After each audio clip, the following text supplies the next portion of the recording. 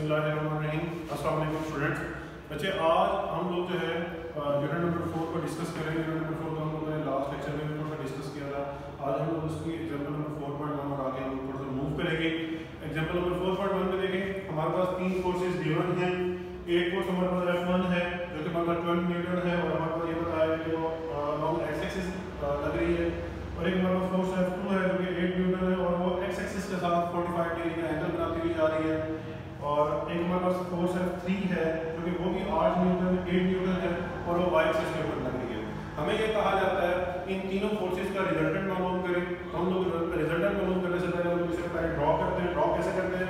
इस ड्रॉ करने से पहले हम लोग क्या करते हैं कि हम लोग इसे स्केल पे कन्वर्ट करते हैं। पहले हम लोगों ने स्केल ले लिया, जिसमें हम लोग ग्राफ प्लॉट करने से पहले स्केल लेते हैं। हम लोगों ने क्या मेंशन किया कि 1 सेंटीमीटर जो है वो 2 न्यूटन के बराबर है। मतलब अगर ये F1 फोर्स जो है वो 12 न्यूटन है तो इसका मतलब है कि हमें 6 सेंटीमीटर लंबी लाइन लगानी पड़ेगी। F2 फोर्स जो है वो हमारे पास 8 न्यूटन है तो इसका मतलब हमें 4 सेंटीमीटर लंबी लाइन लगानी पड़ेगी। और अगर हमारे पास F3 जो है वो 8 न्यूटन है, इसमें भी हमारे पास जो है वो 4 सेंटीमीटर लंबी लाइन लगानी पड़ेगी।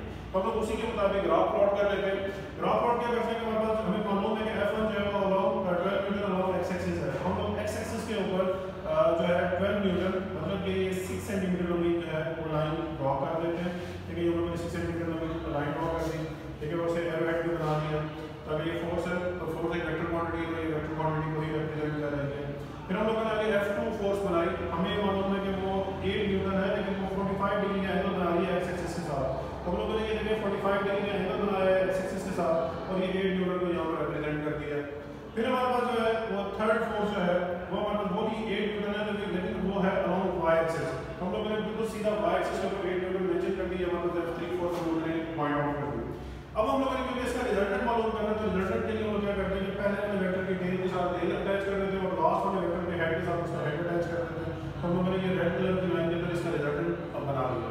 अगर हम रिजल्टेंट की क्वांटिटी को मालूम करना चाहते हैं तो हम लोग इसकी लेंथ को मेजर कर लेंगे, हमारे उसके मैग्नीट्यूड आ जाएगा। और हम लोग इसकी डायरेक्शन को मालूम करना चाहते हैं तो हम लोग ये कंपास की मदद से ये जो है डी की मदद से इसकी जो है थीटा की वैल्यू फाइंड आउट कर लेंगे। तो हमारे पास इसका एंगल भी मालूम हो जाएगा, तो डायरेक्शन भी आ जाएगी और हमारे पास इसका मैग्नीट्यूड भी आ जाएगा। नेक्स्ट हमारे पास जो है वो बड़ा इंपॉर्टेंट टॉपिक है, अक्सर लॉन्ग क्वेश्चन के अंदर आ जाता है, रेजोल्यूशन ऑफ फोर्सेस।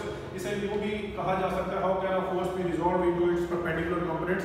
एक फोर्स को किसी भी परपेंडिकुलर कंपोनेंट्स में कैसे रिजॉल्व किया जा सकता है। इसकी पहले डेफिनेशन देते हैं। Splitting up of a force into two mutually perpendicular components is called resolution of forces. एक फोर्स को उसके दो जो है परपेंडिकुलर कंपोनेंट्स के अंदर जो डिवाइड कर देना उसे हम लोग जो है रेजोल्यूशन ऑफ फोर्सेस कहते हैं। हम लोग क्या कहते हैं, हम लोग यूं भी कहते हैं कि एक फोर्स लग रही है वो ये रेड कलर की लाइन में जो मैंने इसे मेंशन किया हुआ है वो कोई एंगल थीटा बनाती हुई जा रही है। हम लोग उसके परपेंडिकुलर कंपोनेंट्स का उसे अटैच कर देते हैं, एक्स एक्सिस के ऊपर जो उसे अटैच कर देते हैं, वहां से वाई एक्सिस के ऊपर जो हम उसे मिलाते हैं तो हमारे पास यूं बन जाता है कि अगर हम लोगों ने एक्स एक्सिस के ऊपर जो मेंशन किया ये मैंने ग्रीन कलर की लाइन में मेंशन किया है, इसे हम लोग एफएक्स कह देते हैं। और जो उसका जो वाई कंपोनेंट है उसे हम लोगों ने ब्लू कलर की लाइन से मैंने उसे मेंशन किया है, हम लोग उसे वाई कह देते हैं। अगर हम लोग इसे हेड टू टेल रूल की मदद से देखते हैं कि हमें मालूम है कि अगर हम लोग हेड टू टेल रूल की मदद से देखना चाहें तो हम लोग बहुत सारी फोर्सेस को आपस में ऐड कर सकते हैं। तो हम लोग उसके यूं मेंशन कर देते हैं कि उसके जो दोनों परपेंडिकुलर कंपोनेंट्स है, एक्स कंपोनेंट और ये वाई कंपोनेंट है, ये उसके जो है ये दो कंपोनेंट्स हैं। और हम लोग इसका जो ये रेड कलर में इसका जो हमारा ओरिजिनल फोर्स है ये इसका रिजल्टेंट है। तो अगर according to head to tail rule देखा जाए, हेड टू टेल रूल में क्या होता है कि जो रिजल्टेंट होता है दोनों फोर्सेस के बराबर होता है। तो हमारा इसका मतलब क्या होगा कि ये OA जो बराबर होगा वो OB और AB के बराबर होगा, क्योंकि मैंने यहाँ पर बता भी दिया। तो अगर मैं इनके नाम दे दूँ तो नाम इसमें से दिया जा सकता है, ये जो रेड कलर में F है ये फोर्स है, ये हमारे पास Fx और Fy के बराबर है। अच्छा, हम लोग आगे क्या करते हैं, हम लोग इसके ट्रिग्नोमेट्रिक रेशियोज के हिसाब से इसे सॉल्व करने की कोशिश करते हैं।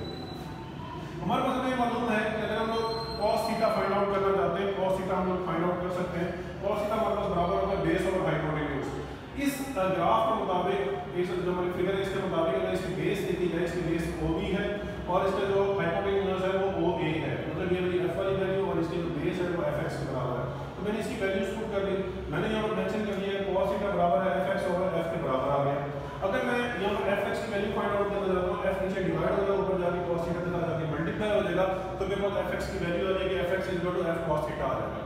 अच्छा, अगर मैं सिमिलरली एक और ट्रिग्नोमेट्रिक रेशियो को फाइंड आउट करता हूं, मैं sin थीटा की वैल्यू फाइंड आउट करना चाहता हूं, तो sin थीटा मेरे पास बराबर होगा परपेंडिकुलर और हाइपोटेन्यूज के।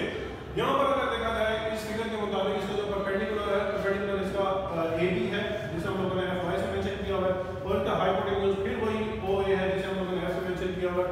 तो यहाँ पर ये देखें कि हमारे पास जो साइन थीटा आ जाएगा वो एफ वाई और एफ आ जाएगा। सिमिलरली फिर हम लोग यहाँ पर एफ वाई की वैल्यू फाइंड आउट करना चाहते हैं, हम लोग एफ वाई की वैल्यू फाइंड आउट कर सकते हैं। अगर हम लोग एफ वाई की वैल्यू फाइंड आउट करना चाहते हैं, नीचे एफ डिवाइड हो रहा है और साइन थीटा के साथ जाकर मल्टीप्लाई हो जाएगा, तो हमारे पास आ जाएगा F Y equal to F sine theta.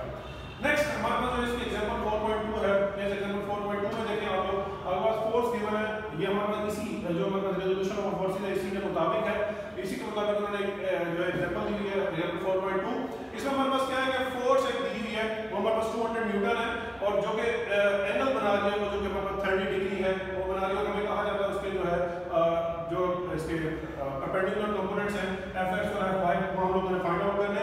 हमें ये मालूम है कि हम लोगों ने फाइंड आउट किए हैं कि fx फाइंड आउट करना होता है fx बराबर होता है f cos थीटा के, और अगर हम लोगों ने fy निकालना होगा वो बराबर होता है f sin थीटा के, तो हम लोग उसी फार्मूले को यूटिलाइज करते हैं fx f cos theta, f की जगह में जिसका हमारे पास मेंशन है कि हमारे पास फोर्स जो है वो 200 न्यूटन है, तो हम लोगों ने f की जगह में 200 लगा दिया, cos वैसे की वैसे थीटा की जगह हम लोगों ने 30 डिग्री पुट कर दिया, cos 30 डिग्री हमारे पास वैल्यू बराबर होती है 0.866 के, इसे हम लोगों ने 200 से मल्टीप्लाई किया तो हमारे पास fx की वैल्यू आ जाएगी 173.2 न्यूटन।